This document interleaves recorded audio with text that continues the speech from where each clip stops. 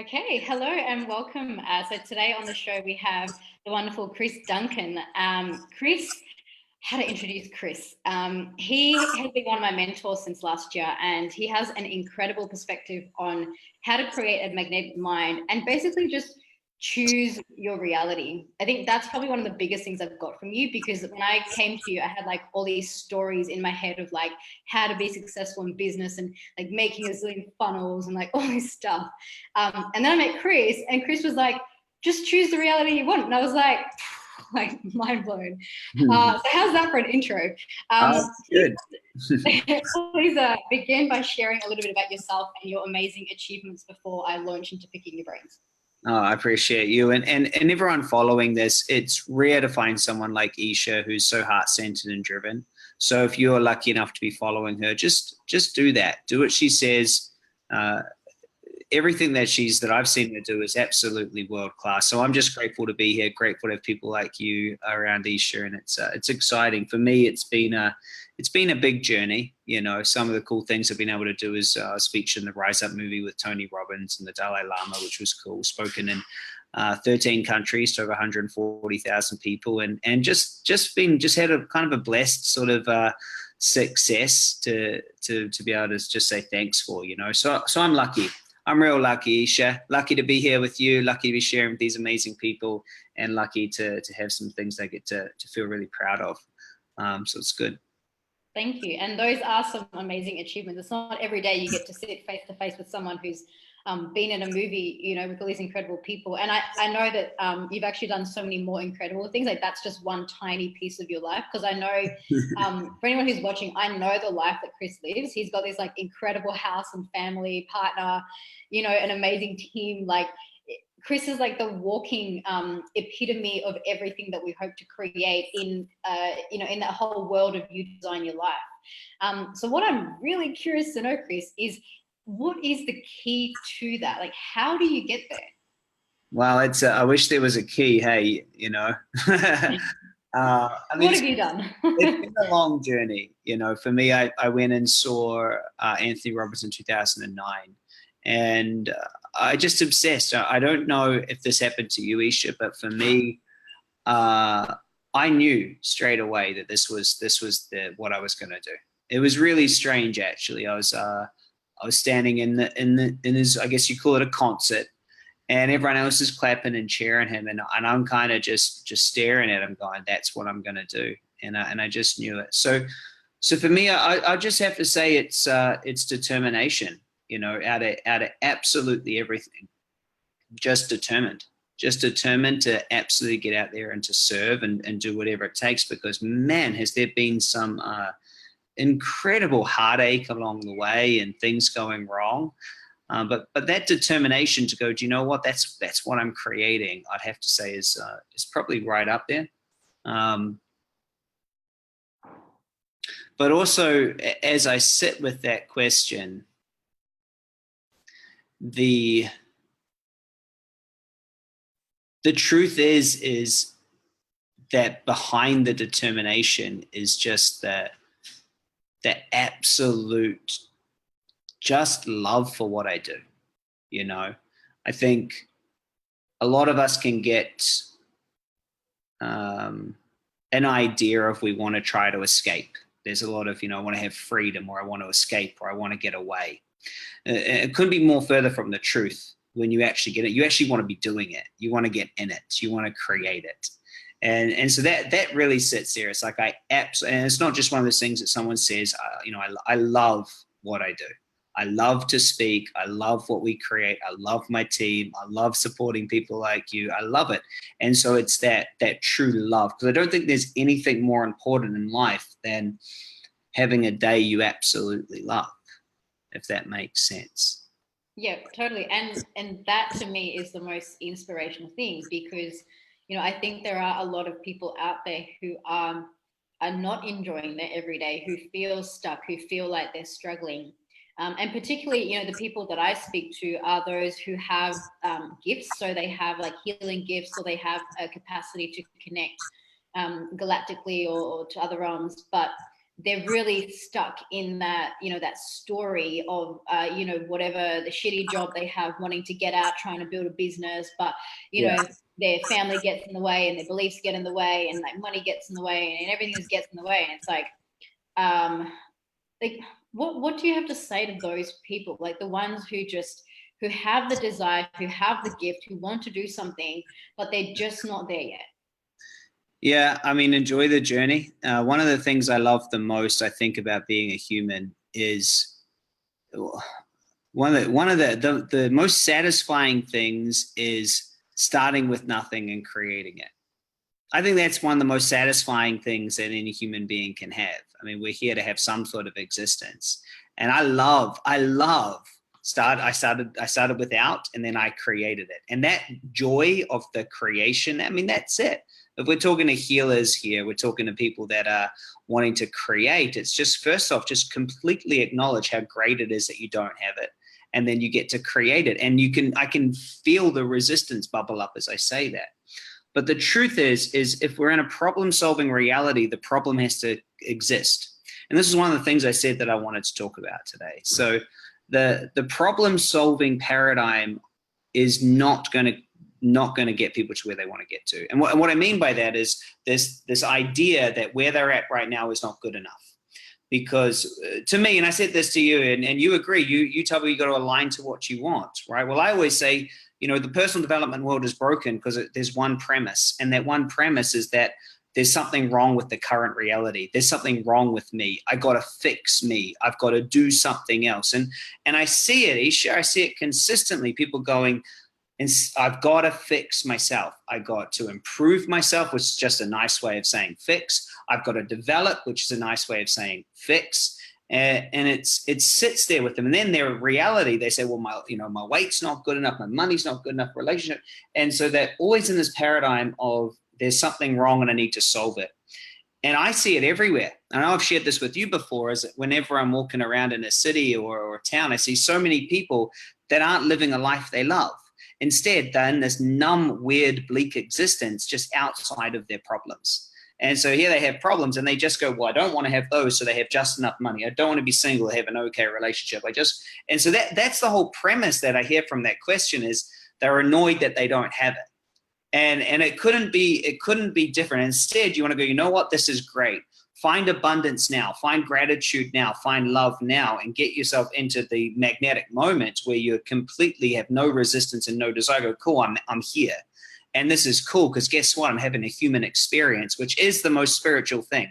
I see a lot of people trying to chase spirituality, by the way. No, it's consciousness, being human, you know, what spirit having to deal with this. So they have it.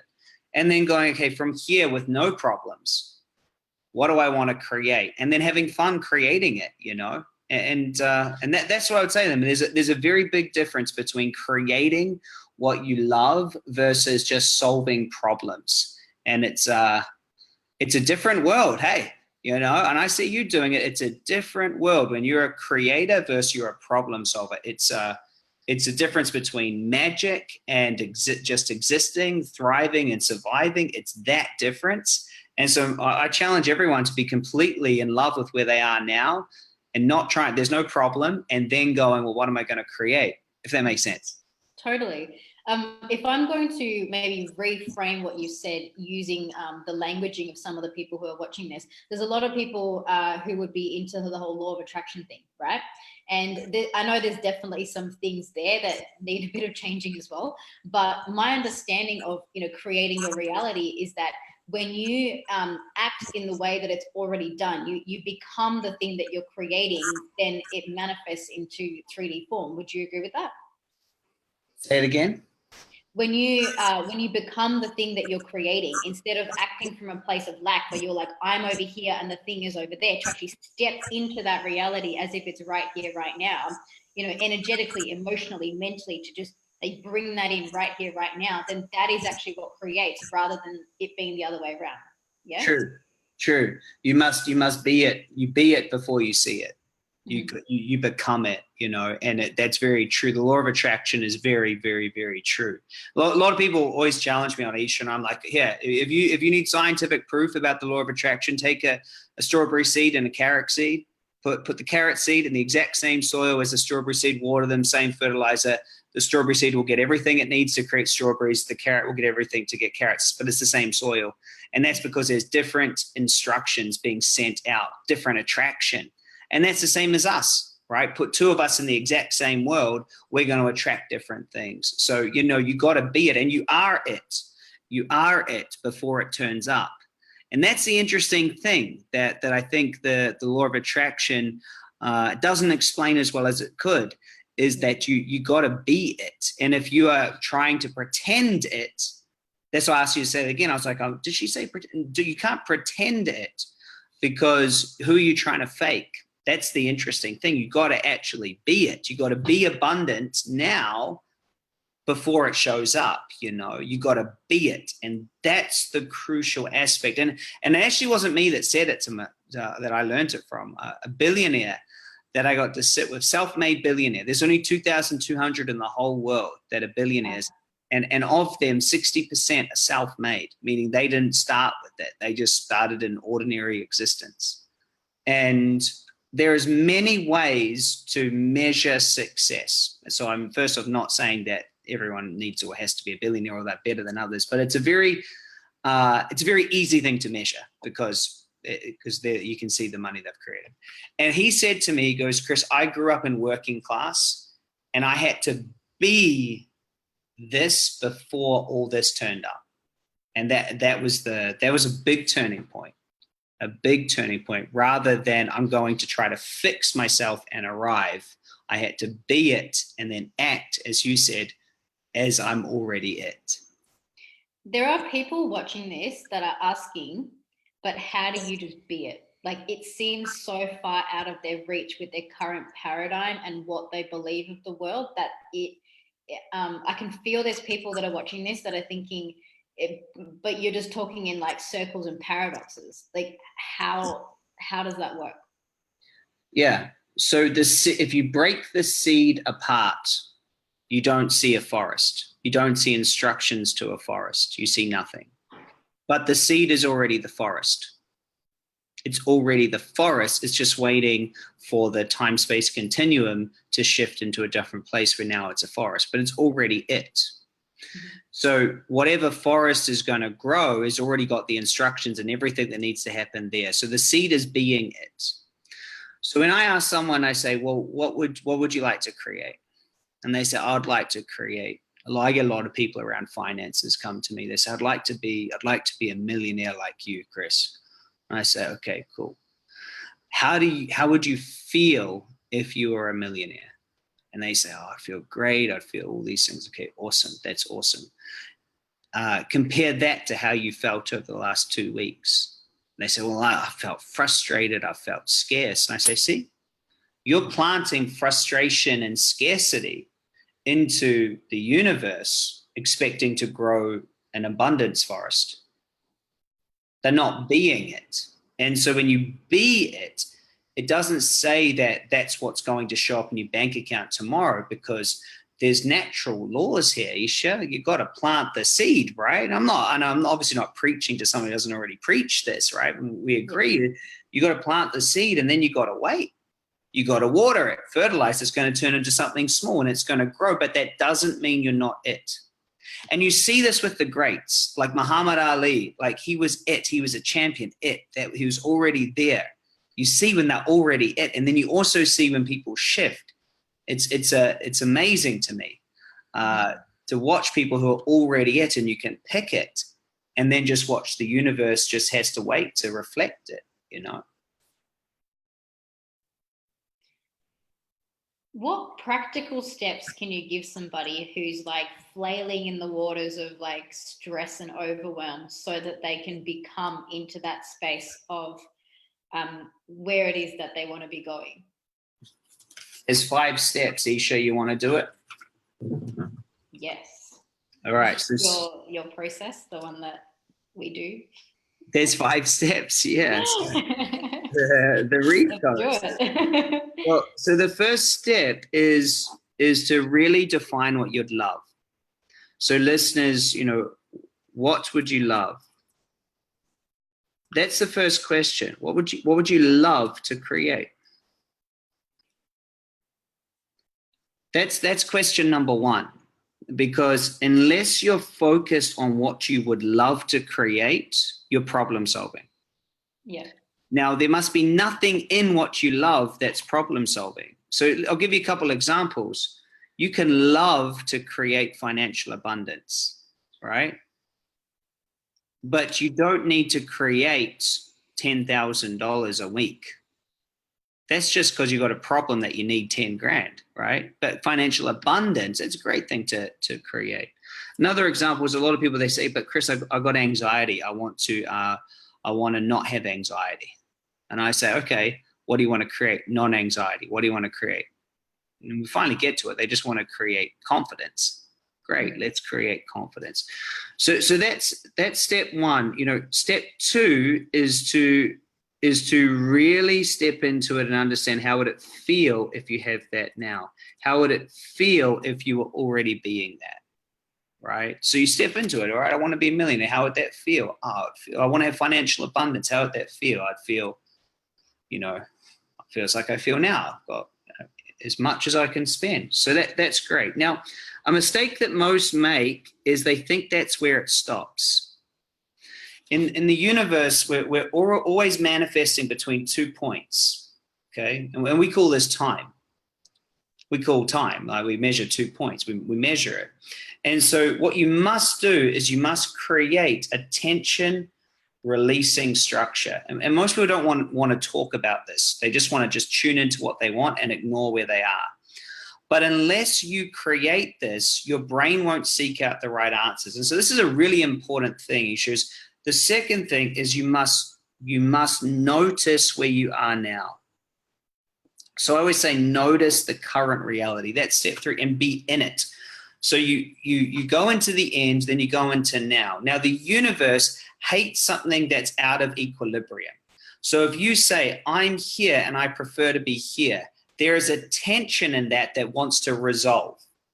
This thing wants to be here. That wants to resolve, especially if it's around something you love. So you create that. As soon as you create that, you want to resolve it. You want to move this to here, because this isn't this, but you didn't start off.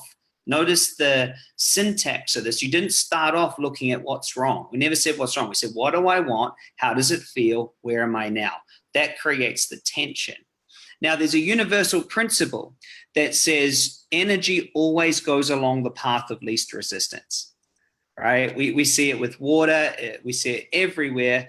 Wherever there's least resistance, that's where energy is going to go, and we're energy. So if you're here and you want to be here, okay, it should easily just flow. There's no reason why you can't just have this, except for the resistance you've created inside it. So the fourth step is to understand what created resistance you have. And so we say that we unpack the resistance. And now I want just a little bit on what resistance is. Resistance is the opposing force to the current reality. And I want to look at the etymology of current reality, because we're in a current, like a stream. So imagine that's you. You're in the current stream of this stream, and then you want to be over here, but then there's resistance. It's like the tide has turned and you're trying to swim upstream. You've put all this resistance on you. And when we do the recode process, we're going to flip that resistance so that the stream is behind you and you're just going towards what you want. You see, that's how it should be in life. We always take the path of least resistance. And so I always get everyone to first acknowledge that resistance is not them. And that's a big step, Eesha, that the resistance is not them. It's just a structure that has been created to keep them here and to keep them safe. Mm-hmm. So yeah. I always say, hey, you ain't broken. You know, how could you be broken? You're perfect. You're perfect. You're just the way you're supposed to be, but you've just got a memory structure that's holding you back, holding you here. There's one more step, but how am I going? Good. This is great. The final step is to recode it, is to use whatever process. I'm sure, guys, Eesha's got tons of amazing processes that you can follow to shift that structure. In our work, we go into something called the Superconscious Recode. And the superconscious is the aspect of your consciousness that was passed down through family entanglements and family beliefs. And so that level of memory, and there's a huge memory issue. We got memories passed down up to 7 generations and galactic memories that come in when we turn into a human. So we don't even know why we resist money.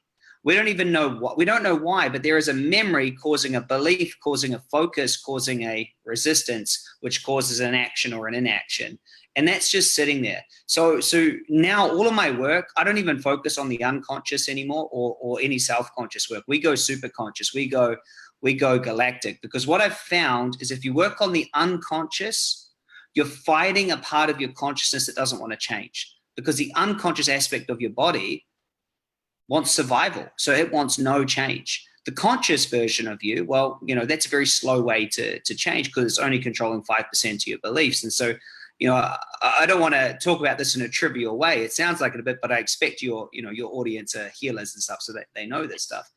And so going to the super conscious and shifting the original memory creates massive change. And just, you know, to share a few of these, I've had people on my sessions, and they're all group sessions, go from being on diabetes insulin jabs for 15 years to doing one recode, blood sugar's totally stabilizing, and now it's 3 weeks she hasn't had to touch it. I've seen people, you know, just not be able to walk or bend over. They get on the recode and boom, when we find the original memory. I've seen people not be able to experience any financial abundance. Within 2 weeks, they've shifted it and they are now able to take the correct actions, and money's coming in again. And it's so wild to me to see this, so many people who aren't in their end result that they love. We should all just be doing what we love. It doesn't have to be that big. And I'm just an example of that. As you said, you know, we've got a $6 million business with this beautiful big 6-bedroom house, our own private beach here on the Gold Coast. I'm married to the love of my life, you know, great health, changing the world, fired up, just loving it all, you know. And it's because of this work that I'm so grateful to say, hey guys, just listen to what Eesha's doing. Hey, go to the is it the awakening? Whatever Eesha's doing, go to it. Thank you, Chris. We do have an event coming up soon called The Awakening, and this sort of work is actually exactly what we'll be doing there, because we have different wordings. I call them activations. So my modality is origin activation, and what we do is activate the cells and the DNA, and we shift the memories, and it's very similar, you know, very similar in that sense, but it's also working at those the deeper energetic unconscious layers, because you're right, there's so much stuff that people just pick up on that you don't even know about, you know, and then you carry this through generations, you carry this from childhood, and before you know it, it's shaped your whole life. And so you have explained it so concisely in just, here's the step-by-step process of how we just eliminate it, use a process, get past it, and boom, it's done. And I know that, and you know that, and it's actually so nice for somebody who's not me to be sharing that with my audience, to give confirmation that actually, yeah, this is totally possible and we can totally do this, and everyone can do it. It's not just like, you know, you have to go to some mountain and be some sage to do it. It's like you just need the right tools and the processes, and you know, maybe like a mentor to guide you along, so that you can get to that point within your own self and ultimately learn how to heal yourself, right? I mean, I believe we can all heal ourselves, and I'm sure you agree with that. Yeah, no, there's not even a question. I mean, if we don't heal ourselves, who heals us? Right. I think we're past the point in society where we give our power away to other people, you know, where we can get these processes, do them ourselves, do, you know, meditation, whatever it is that it takes to get to those fast results that, you know, like what you've just spoken about. Yeah. Huge. There's no question here. Hey, it's big. I think one of the things in that is where the power is. You know, we've really, as a population, become really used to giving our power away to others. You know, what does the teacher say? What do our parents say? What does the government say? What does the police officer say? You know? Yeah. And so there is a belief in a lot of people that I don't have permission to live my fullest expression. You know, I don't have permission to. I need to give myself permission. A lot of us are waiting for someone to say it. You know, Yeah. Did you have, some of those beliefs and structures in your life earlier on? And then how did you shift past it if you did? No, it's perfect. Hey, just born this way. it's perfect. Of course. I was the ultimate problem solver, the ultimate inner critic, and it worked all right. I built a $10 million company when I was 22. It worked all right, but I was always holding it together. I was always, holding it together, had to work on myself. It wasn't free flow and easy like it is now. And, I did all the normal things. I went to university, got a business degree, and, it just all of us do that. And it's a part of it. It's part of it. I think all of us have to create ways that we are incomplete as children. Mm-hmm. I feel like it's part of it. Like we're a fetus and we're getting complete unconditional love from our parent, right? We don't have to do anything. We just lie there. And then we become a human, right? And we at some point we get told off, or we get told about expectations about what it's like to be a good girl or a good boy. And we suddenly realize that there's a way we can lose love or lose validation, and the opposite, there's a way to get more of it. Mm-hmm. And so that wounding happens at individualization, when we actually realize I'm an individual. It's just part of it. However, at some point we must stop trying to play at our childhood and adulthood. And I see this, a lot of people, we do deep work, right? I know you do too. And I see people just literally finding the same characters from childhood and playing it out again. So a lot of people, they were the victim as a kid, right? They just keep finding a way to be a victim, or they keep finding a way. So here's what was interesting for me, the self-realization is I was there to do what my dad wanted to do in his life, but it was through me. So I represented New Zealand in basketball, an amazing student, but I was the student that would muck around in class the whole time, then get A's, and then, play under 23 representative basketball when he was 15. So I was just like overachieving, but it wasn't ever for me, but that's who I became. And so that was my structure. And this was so interesting, Eesha, because we're going to talk about mentors, but I had this structure that consistently was find a male mentor, be his best, his number one sort of testimonial, achieve like crazy, and then discredit the mentor, have to find another mentor. And it was this panic. This is what I did with my father, right? I went, Dad was there and I was number one, did all these things. And then it got to this point, I was like, I don't want to do sport anymore. You're wrong. And I went and got it. And I just consistently stayed in this pattern. So I can't remember the question. Oh, how imperfect am I? That's right. Real imperfect. Yeah.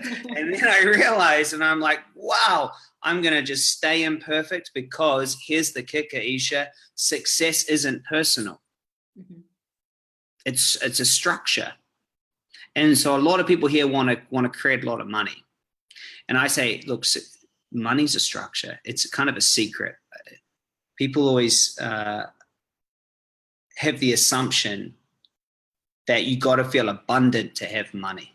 I'm sure people here have heard this, right? You must feel abundant to have money. It's one of the biggest lies out there. And here's why. I have walked into so many houses of rich people, hung out with 100 millionaire, billionaires. Half of them don't feel abundant. They're still feeling scarcity, stressed, and pissed off and all these things. Steve Jobs wasn't a nice guy. First trillion dollar company. What about Michael Jackson? He wasn't walking around feeling abundant. He is self-conscious. Lady Gaga cries before she goes on stage. She has millions of fans and millions of dollars. Yet what I see from somebody who's sitting on a hill in Bali with $1,000 to their name says, you must feel fucking abundant. Well, that's where the audience. Well, sorry.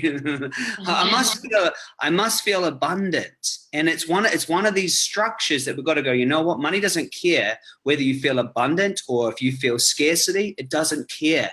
because it's not a thing. It's not an energy. People say money's an energy. Money's not an energy. Money is a measurement, and it measures one particular thing, and it's a complete structure. All that money measures is how much value you have given to another human being in a way they want to pay for it. That's it. It's a measurement. And so I've seen real abundant people be broke. They feel so abundant, but they're broke. And then I've seen real self-conscious people be rich. And the listeners, they know this is true. They can't deny that this isn't true, right? I know millionaires, they have tons of money. They don't spend a dime. And then I know broke people that are just spending it. There's no right way of thinking because success isn't personal. And I'm so lucky that it's not personal, because if it was personal, I wouldn't have any. I love that. I think that concept that you've just shared about money not being energy would challenge a lot of people that would be watching this, because it is so taught, particularly, in spiritual communities, because buzzword of abundance, it's everywhere. Everybody's talking about abundance, right? And then people follow abundance with money is just energy, right? Because from that perspective, they're coming out of that mind frame that money is like a commodity to money is energy, right? And you're saying that it's not even that. It's actually just a measurement tool for something, that like value that you're offering. And I love that perspective, because I think where a lot of starting entrepreneurs really fail is to see their value.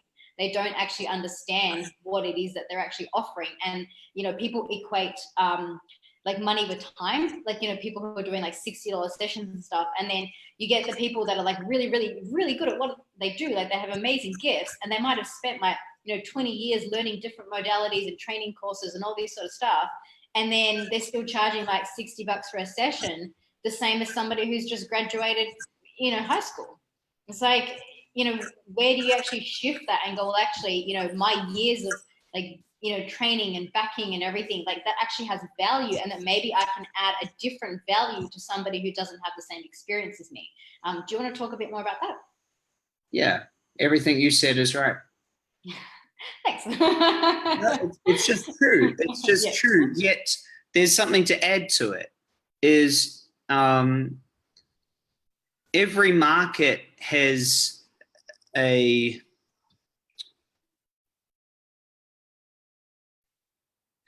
every market has thresholds, and every market has a different relationship to a price. Like I know a chiropractor is going to cost me $65.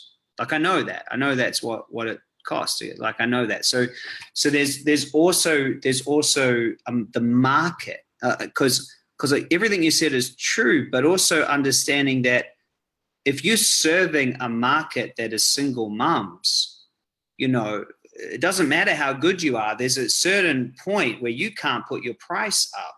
So you got to do something different. You have to find a way to not have to use your own time if you want to scale your business. Does that make sense? Because it's all good. Like, so here's something that happened to me.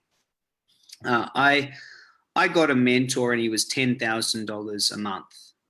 It was 2013. It was $10,000 a month for this mentor. And the first thing he said to me was, Chris, go get 3 clients at $3,000 a month, so that basically our coaching is paid for. And I did. And I didn't do it at 3,000. I did it at 5,000. And, at that time I'd already built a pretty successful business. So it wasn't too difficult. And then I got this idea. I was like, well, if I got them at 5,000, why don't I put them up to 6? And why don't I put them up to 7? And so I did. And then I had this insight, Eesha, and I want to share it because I haven't really shared it, is I got to this point in it, like I could charge it and I could get it, but it just wasn't the right thing for the person. Yeah. I got to this point where it was like, hey, it's all good. I could charge that, but what's better is I hire a staff member who can do the coaching, train the staff member, and then the person can pay $2,000. That's actually better. And then they can get me on a group call, right? That's better for the client. So there's 2 angles to this. Number one, it's like, hey, you got great value. You can charge for it to a point, to a certain market. But in saying that, you can change a market to someone who has, who'll spend more for it. And then the second thing is understanding at some point, it's not about you anymore. The market just won't pay that, or it's just not the right thing. Does that make sense? Absolutely, yeah. And I think what's not being said there as well is when you're at a certain point in how much money you're making, you can make different decisions because you have different leverage. Like once you get past the point where you're struggling just to pay off your expenses, then you can actually start looking into, well, what is the best thing, even if it's not the one that's making me the most profit. Yeah. Yeah. And I get that. I totally get that, because I'm in that same position myself. After having built my business for a few years and getting to a point where I'm like, this awakening event that I'm running, I'm charging under $100 a ticket. Like the cost of the room and like everything, it's not even covering costs. So there are people that are going to come to this event who may, not work with me or whatever, and they will get so much value from these 2 days. And they're not even going to pay the cost of like my staffing and the venue and the catering, not even, but sometimes it's about that bigger picture. And that's what I'm hearing from you as well, where you see what the person needs, but also I know for you, it's about what society needs. And because you've seen where there are problems at a very, very big level of society, and you're here to, to show people that there's a different way. You're seeing what's not working. You're here to actually shift that paradigm. And that's a whole different ballgame. Then it's not just about what can I do for work to bring me money. It's about what can I create to change the world, right? That's when we're playing a completely different game. I agree. I think conscious entrepreneurs are the change the world's waiting for. And a conscious entrepreneur is someone that sees a problem in the world and decides to solve it at a reasonable price in a way that doesn't take their time. Yeah. And then they choose to then be able to employ staff and give them an amazing life, right? Have their staff be absolutely made. Then makes enough money to have a charity, makes enough money to pay for the rent and the landlord to earn good money, earns enough money to pay Facebook and then take a wage for themselves. And it's just a conduit. I haven't put my wages up in my company for maybe 3.5 years because I'm good. Our companies, we're on our way to 10 million this year in revenue. That's a pretty cool thing. And so that's cool to say. And so that's going to be there, but it's a conscious business. It does a good thing to its clients. It has great staff. It charges enough so that staff have a good life. And then it pays its taxes and does everything it's supposed to do. Hey. And that's I think in my world, that's a really good thing. It's a really good thing that's happening. And I wish that there's more conscious entrepreneurs who see problems, but choose to create something that can use this measurement tool we were given called money to be able to make sure that all the right people can have great lives, And I know that money at its root is no longer the pure measurement it once was. I mean, we came off the gold standard in the 30s. I'm sure people here understand that. And, really it's coming from the Federal Reserve and it's not really the pure measurement it once was. I get it. I'm woke. But the truth is that if you can create something where the clients are happy, the staff are happy, the money's going through it and everyone's good, that's a beautiful, beautiful thing, Eesha. And that's what I'm about, That's what I'm about. It's helping people to see and understand that. And that's why I'm connected to an amazing conscious entrepreneur like you doing some really cool stuff.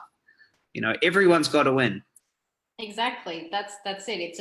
It's not about just me. It's not about just you. It's about what can we create together so that we can, make the world a better place. And for me, at the moment, I feel like I'm at a point where I'm available to those who are just starting out in their journeys because I feel them. There are people where I was in 2015, with these gifts, not knowing how to start, not knowing where to go. And I'm standing here now 4 years down the track going, I've done it. It's possible. You can do it too. And I guess it's just, to inspire them and to create that possibility because there are a lot of people out there who, to be honest, some of my people would look at you and, the ones who are just starting out and they would feel that that's impossible. Like you've just talked about having $10 million revenue and some of these people are struggling you know, to pay their $200 rent a week. Like, you know, just to put that into perspective, I guess it's inspirational to see that it's doable, but also to see some of the steps along the way, you know. So what I want to hear from you is a point in your life where you've actually been at that ground zero, and, you know, you might have been at a point of challenge, and how you actually like unstuck yourself out of that so that you can continue and be where you are today. Yeah. And, you know, if someone's in that place, don't have enough for 200 for the rent, I would with maybe a few years ago, I'd have a different answer for that person. But right now I'd say, get yourself a job. You know, like if you're in that place, don't have 200 a week, and you're really having a tough time. That's a get yourself a job time. You know, get yourself just stable again. That would be my advice if someone's there. You know, if you're a little bit further ahead and ready to go. I mean, I've been there so many times, Eesha. I've been there more times than I like to recount. You know. In 2016, I went from a $4.5 million business to negative 350,000 in about a 1 month period. My business partner was killed in a motorcycle accident, and yeah, that was wild. So I was negative, a lot of money, had nothing. So that was really hard. You know, Harriet and I have lived in a studio flat. My wife. I've had to take a phone call from her because she's crying her eyes out because the only thing in the fridge was cauliflower, and there was one cauliflower in the fridge, and we had no money to buy food, you know. So I've been there, for sure. One of the smart things that I did, though, is when I was there, I got a job, you know, and I built my business in my spare time. So that's what I was doing. I remember she rang me. I had a solar panel sales job, you know, and I was doing that. And then in the evenings, I was building my business in my spare time. I wasn't sleeping, you know, I was making it happen. So, but here's my steps, you know. I think step number one, if you are get yourself on solid ground, though, because that sounds shaky as, you know, when I hear that, I'm like, wow, get yourself at least, you know, get the basics, hey. You know, first step is to really define what your offer is. Like, what is it that you're going to do? And that's a really important thing, is what am I going to do? What am I going to charge? What's included? So define your offer. And if you're having trouble to define your offer, the easiest way to do that is to see what other people are offering for the services that you provide. Step two is, you know, how are you going to sell it? For most healers, the best way to sell it is a workshop, a free workshop or a cheap workshop like you're doing, that you get people in to give them a preview. Okay. You know, and I want to liken this to you walk past an ice cream store and they hand you a little sample. Okay. If someone wants to do coaching with you, they want to sample it first. So why not give them a free evening presentation? You can, you know, I think presentations, as you know, are the easiest way to grow any business. So give them a sample, create a free presentation, which is really a way for you to demonstrate and to earn their business. Now, you can do this on a webinar like this, or a video, or Facebook group, or live, but you want to earn their business, or earn their trust. The third step is, where are you going to get new people from? So traffic. And again, it really starts, so you get your offer, then get your how you're going to sell it, which should be a free event. For most, I think most healers and coaches, that's what you should do. And then where are you going to get your traffic from? Okay, well, the traffic's really simple. You should use paid advertising on YouTube, Google, Facebook, and Instagram. Pay for people's eyeballs, get them to your free event. That's it. This is the simplest business model in history. We released a new product December before last, December 2018. We did $2.4 million in the first year with this strategy. This is all we did, Eesha. One product, one presentation, one promotion. We just said, hey, people, come to this free event, add this free event, buy this thing.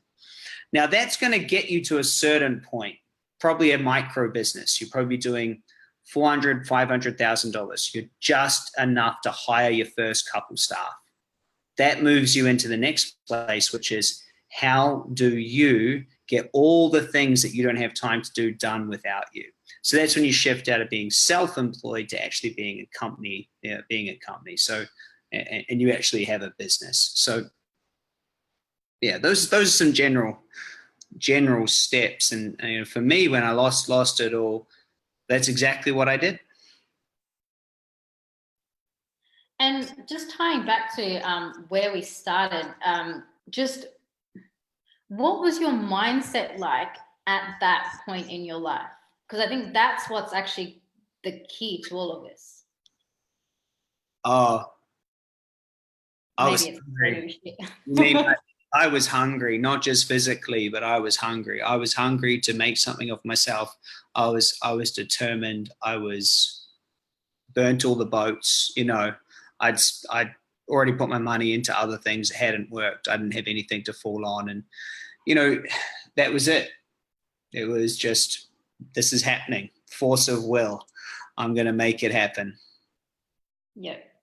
Yeah. And this magnetic mind process that you take people through, was that something you were using back then, or is that something you've developed since then?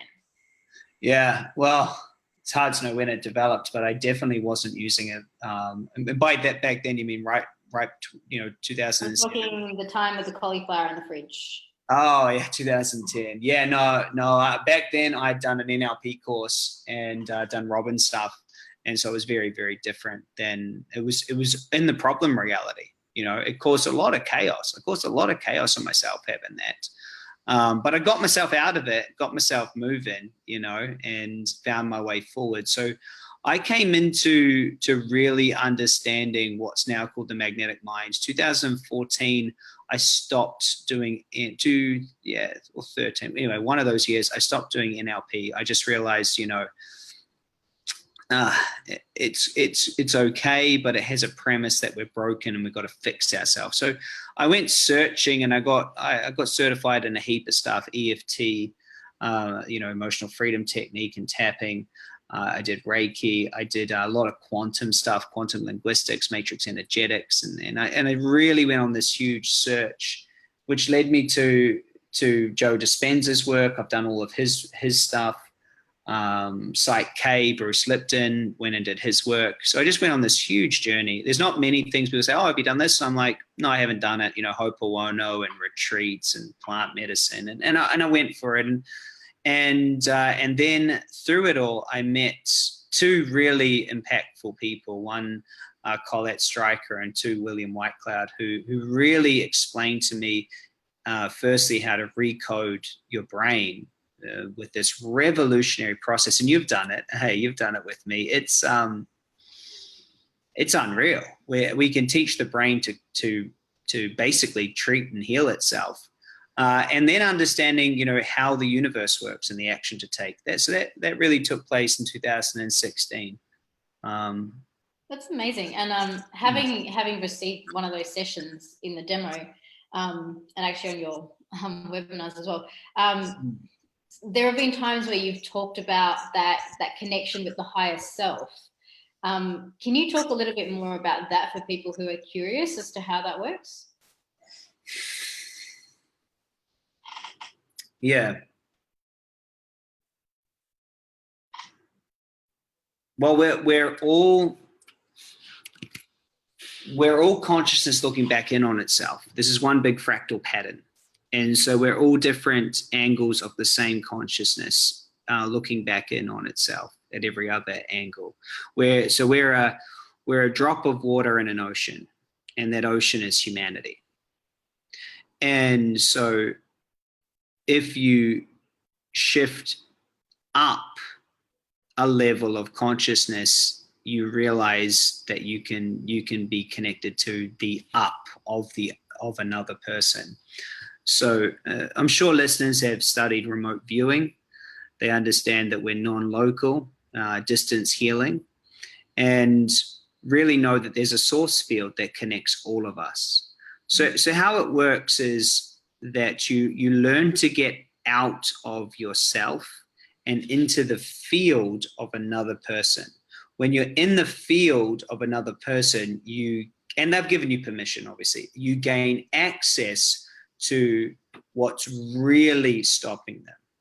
And then when you can communicate because you are it, the downward effect into the human is, as you know, out of this world. They shift in a matter of minutes. And we've got so many demonstrations on YouTube and other things, if you search my name, that they literally shift and they can take a completely different action that they couldn't take before. Their reality shifts. And so it's really, higher self is a great way to talk about it. I like to call it superconscious because it's a consciousness that supersedes all of us, that we're all connected to. Mm-hmm. Yeah, I love that. Yeah. I'm like, yep, like right on the money there. It's interesting hearing the way that you speak about it because just, I feel like sometimes there's a couple of different worlds where we're talking about the same thing in different languaging.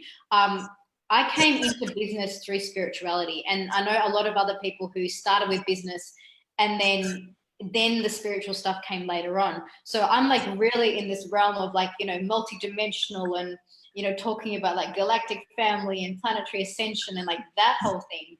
But it's actually no different to anything that you've been speaking about and your understanding of it, because it's like we're just viewing it through different languages, like different, perceptions of what's actually going on there. And I think it's beautiful for people to hear that, from a business person, that yes, there is a unified field of consciousness and that you are tapping into that, you are utilizing that. And what I'd love for you to share as well is how that understanding of this universe and how it works has actually helped your business.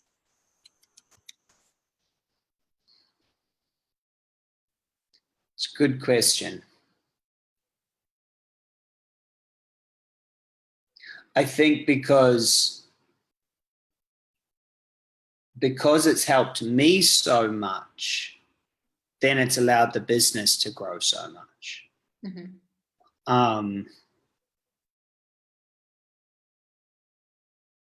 How has it helped the business? Well, most of the time in business, the actions needed are obvious. That's true. Mm-hmm. Don't have enough sales. There's three problems. Your offer sucks. The way that you sell it sucks, or not enough people are ringing you. Don't have enough leads. So it's not too many. So it's usually quite obvious. However, in the face of obviousness is our humanity that blocks us or has fears or worries or these sort of things. So one, it's really helped me to get out the way. Mm-hmm. So that's been huge. Number two, I do a meditation and a full recode with my team every week.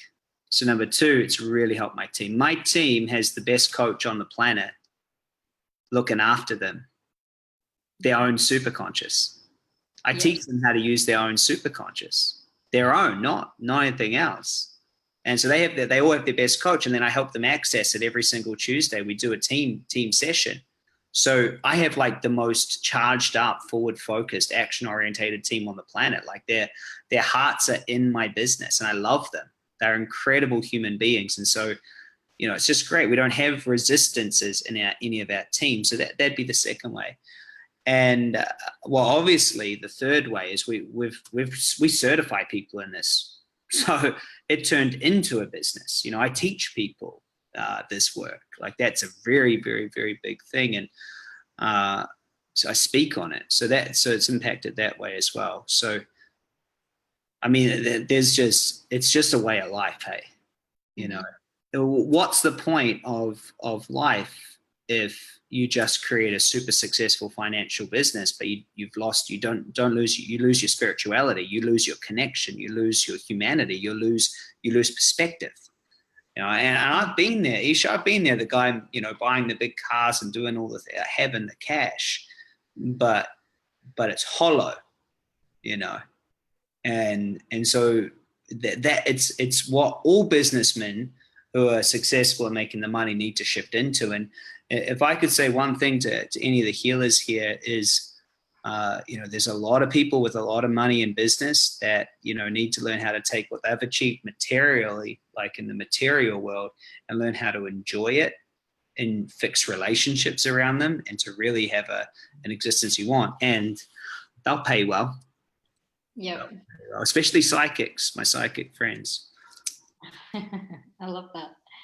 Yeah, it's amazing. And I think you've really, you know, hit the nail on the head with what you've said, just about how those two worlds need to come together. Because I do see, well, from where I sit, I see people who are really, really in that business world who have like no connection, or they're not really sure how to be connected, like they're struggling to find that. And then I see people who are really in that spiritual realm, and they are, I don't know what is crackling a bit. Yeah, you get the people that are on the other end of it, where they're so far in the spiritual world, they're really like entangled in their stories of the gifts and the things that they can do, but they have this massive shadow around building the business. And I guess what I'm trying to help people do is actually bridge those two worlds together and realize that to do something that is impactful, that is beneficial to the world, and, you know, that's good for others and for you, you actually have to have both. Like, you can't sit there, you know, doing Reiki all day, but not know how to do sales calls. And you also can't do, you know, robotic sales calls without actually having human connection.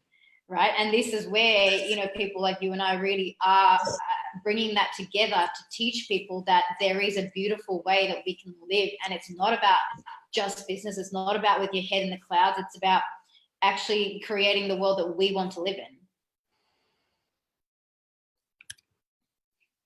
Yeah. So on that note, Chris, you do have this amazing magnetic mind program. So for anyone who has loved this conversation today and they want to know more about that, where can they find you, or how can they connect with you? I think just search me on YouTube. There's a whole heap on there, and they'll find their way to a free session or a webinar or one of our paid sessions. So just search my name on YouTube. YouTube is where I hang out the most. So it's nice to be here on Facebook, but YouTube's where most of our stuff goes. And so thanks. Hey, I want to just send some gratitude and love to you. Thank you for what you're doing in the world. It's great to see action-orientated, heart-centered people like you take action and step into that. You know, choose it, and you got it. So proud of you.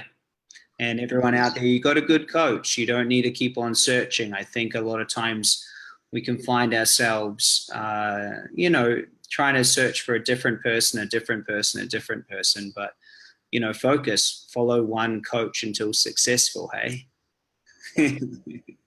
So if anyone wants to come along to this event next weekend, it's called The Awakening. It's a 2-day experience. We're actually going to be diving into some of the transformation that Chris and I have been speaking about today. So you're going to walk away with actually transformed lives, not just talking about it. So I'll pop a link for that below as well. Chris, thank you so much. I'm so grateful for sharing your wisdom and just for your time and just everything. I mean, I could talk to you all day. I love talking to you. I love watching your videos, and it's been really amazing. Is there anything else you want to share before we close this call today? No, I think I'm good. I feel like I've shared a lot. You know, just be kind to yourself out there, guys. Take action, move forward, and just keep moving. You know, like, it doesn't happen overnight. A forest doesn't grow in a week. And so just keep moving, listen to your coach, and you'll get there. Thanks, Chris. Lots of love and gratitude to you.